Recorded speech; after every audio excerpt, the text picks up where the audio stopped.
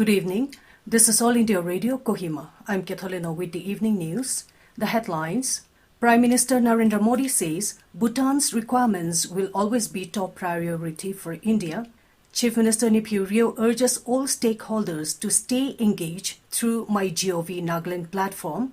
Karbi Students Association and Dimapur Naga Students Union appeals Assam and Nagaland government to take border issue with paramount concern. And Nagaland's COVID-19 tally surges to 10,608, 2 deaths reported. Prime Minister Narendra Modi and his Bhutanese counterpart Lotte Tshering jointly launched e-RuPay card Phase 2 today. This will enable Bhutanese card holders to access RuPay network in India. Modi said India stands with Bhutan in difficult hour of COVID-19 pandemic. He said Bhutan's requirements will always be top priority for India. Modi said the Phase 2 launching of RuPay card will boost the ties between the two countries. Tshering, while lauding Modi's leadership in tackling the pandemic, expressed hope that India will come out much stronger from the pandemic. He said the lead that India is taking in developing vaccines is a source of hope for all. Tshering also thanked the Prime Minister Modi for the assurance to make the vaccine available for Bhutan once they are ready for clinical use. Chief Minister Neiphiu Rio has urged all stakeholders to stay engaged through the platform of MyGov Nagaland to encourage and facilitate good governance. On the first anniversary of MyGov Nagaland, Rio in a tweet thanked citizens of Nagaland for connecting towards good governance. The Chief Minister also congratulated MyGov Nagaland on its completion of 1 year. The website can be accessed at nagaland.gov.in.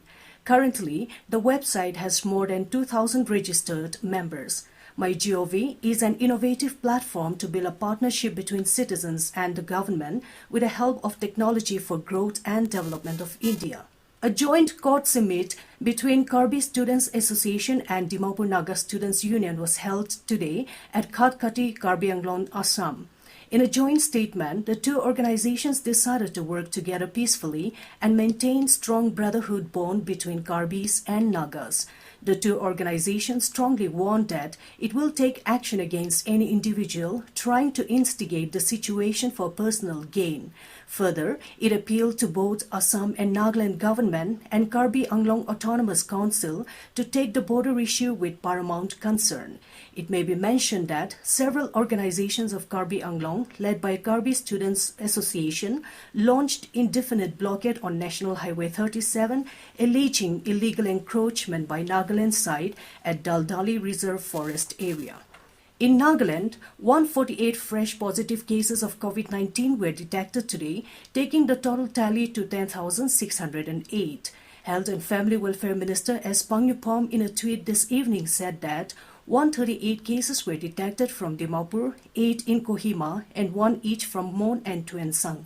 In addition, 97 patients have recovered, which included 79 in Dimapur, 8 from Kohima, 6 in Mon, and 4 from Mawakchung. Of the cases reported today, 118 were from armed forces, 27 from trace contacts, and 3 from frontline workers. Presently, there are 1,340 active cases, while 9,104 have recovered. Of the 60 deaths registered, 50 have died due to COVID, 6 deaths are non-COVID related, while 4 deaths are under investigation. So far, 104 cases have migrated. Additional Deputy Commissioner and Administrator Wokha Town Council Kie Mathang Changlao has notified all shops and business establishments, restaurants and hotels under Wokha Town to mandatorily make available for provision of hand washing facility, hand sanitizer for customers and shopkeepers, salesmen and waiters from 23rd of this month. Non-compliance will lead to first penalty offence of 500 rupees and warning. Offence after 1 week of first offence will result in sealing of the establishment with or without suspension of registration and license wherever applicable till facilities are provided. This is being notified for strict compliance of all shops and business establishments, restaurants and hotels under Wokha Town Council. You're listening to the news from All India Radio, Kohima. Deputy Commissioner Wokha, Orenthanglotha, flagged off the new NST bus from Wokha to New Ripim today at Nagaland State Transport Office premise Wokha. The DC said through the introduction of new bus service, the transportation problem faced by the area people will be reduced not only for the citizens of New Ripim but also for the entire range people, which consist of around 6 villages. He also urged people to use the service with a sense of responsibility for long-term benefit. Divisional Manager NST Kohima, Visio Yeptomi, informed that 50% of the seating capacity will only be allotted use, keeping in view of the pandemic crisis. He also said that fare rate is fixed at 60 rupees, but it will be reduced to 40 rupees during normal times. The bus will ply on daily basis 2 trips per day. India touched a landmark milestone with operationalization of more than 50,000 Ayushman Bharat health and wellness centers. This has led to improved access to affordable primary health care services for more than 25 crore people in the country. Health and Family Welfare Minister Dr. Harsh Vardhan congratulated the states and union territories for their efforts in operationalizing the health and wellness centers despite the challenges posed by COVID-19 pandemic. Dr. Harsh Vardhan also thanked the frontline health workers, the medical officers, the community health officers and ASHAs for their dedication to the cause of providing comprehensive primary health care services in these difficult times. Around 1.5 lakh health and wellness centers are to be established by the year 2022. The District Advisory Committee on Youth Development under Nehru Yuva Kendra held a meeting at DC Conference Hall today at Tuensang. Deputy Commissioner Kumar Ramnikant encouraged all the stakeholders to focus on the youths, especially the rural youth, since India is a young country and such programs are important for the younger generation of the state. He also encouraged the NYKS Tuensang to be proactive in collaboration with Tribal Students Union and other such agencies for implementation of the project plans. Discussions were also held on skill programs for youth and balancing of gender differences, information of clubs and participations.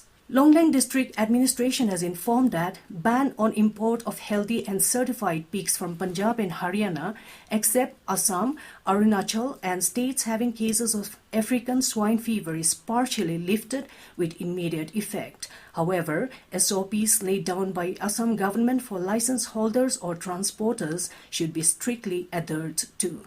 All safety measures and cleanliness in the market and public places must be ensured. Nagaland Governor and Chief Minister have extended Wangala greetings to Garo community and to the people of Nagaland. Governor R.N. Ravi in a message said, Wangala is a time to celebrate with joy and gratitude for the plentiful harvest, where villages collaborate to observe this festival to foster friendship and unity. He said the festival marks the younger generation more aware of the Garo's rich ancient history and culture. Extending greetings, Chief Minister Nipio Rio in a tweet hoped that the festival bring blessings of good health, peace and prosperity to all. And as the nation fights COVID-19 pandemic, let us all remember to stay safe and protected by following these 3 simple steps: wear a face mask, wash hands frequently with soap and water or use hand sanitizer, and follow social distancing norms. To end the news, the headlines here again. Prime Minister Narendra Modi says Bhutan's requirements will always be top priority for India. Chief Minister Nipio Rio urges all stakeholders to stay engaged through MyGov Nagaland platform. Karbi Students Association and Dimapur Naga Students Union appeals Assam and Nagaland government to take border issue with paramount concern. And Nagaland's COVID-19 tally surges to 10,608, 2 deaths reported. That's all we have in this evening news bulletin. Good night.